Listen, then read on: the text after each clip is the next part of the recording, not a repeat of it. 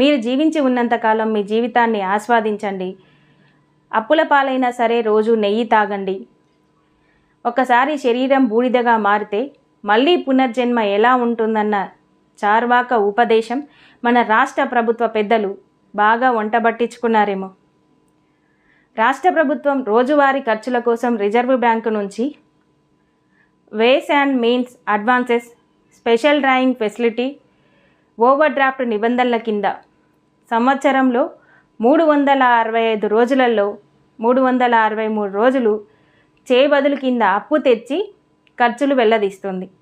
2024-25 సంవత్సరంలో 2 రోజులు మాత్రమే తన సొంత సొమ్ముతో రోజువారీ ఖర్చులు వెల్లదీసిందంట.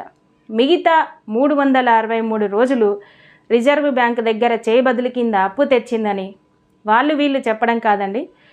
స్వయంగా కాగు కుండ బద్దలు కొట్టినట్లు అసెంబ్లీకి తెలియజేసిందంట.